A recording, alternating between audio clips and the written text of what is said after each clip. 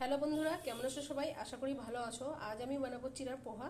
এখানে আমি চিড়া নিয়েছি, এখানে আমি ডিম একটা, পেঁয়াজ একটা, কাঁচা লঙ্কা স্বাদ মতো, যে যেমন ঝাল খাও। এইখানে আমি কারি পাতা নিয়েছি। তো চলো বন্ধুরা, তাহলে বানানো শুরু করছি।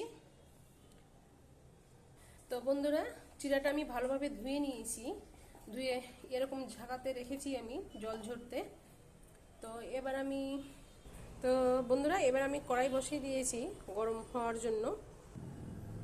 কড়াই গরম হয়ে গেছে, এখানে আমি সাদা তেল দিয়ে দেব।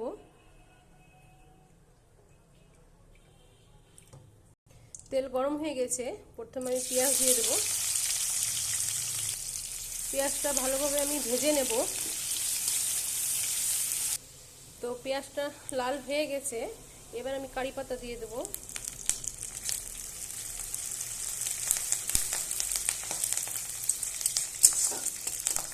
এইখানে আমি লঙ্কাটাও দিয়ে দিলাম।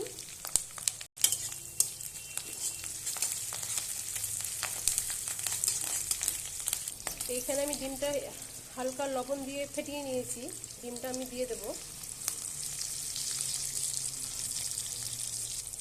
এবার ডিমটা ভালোভাবে একটু ভেজে নেব।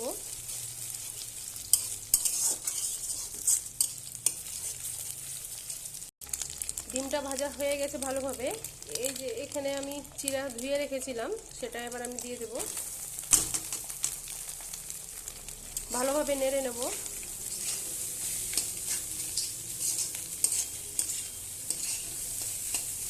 এইখানে আমি স্বাদ মতো লবণ দিয়ে দেব,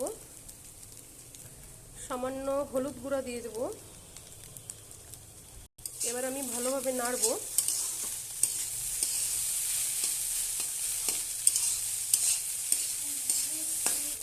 ভালোভাবে আমি নেড়ে নিয়েছি, কালারটা খুব সুন্দর এসেছে, কি সুন্দর ঝরঝরা হয়েছে, দেখতেই পাচ্ছ তোমরা। এইখানে আমি 1 চামচের মতন বাটার দিয়ে দেব। এবার আমি ভালোভাবে নাড়ব। এইখানে তোমরা একটু চিনিও অ্যাড করতে পারো, তো আমি এখানে চিনি দেব না।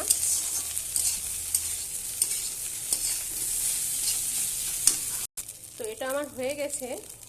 ভিডিওটা যদি তোমাদের ভালো লাগে, লাইক শেয়ার কমেন্ট করবে, নতুন ভিডিও পেতে সাবস্ক্রাইব করবে। তো আজকের মতো এখান থেকেই টাটা।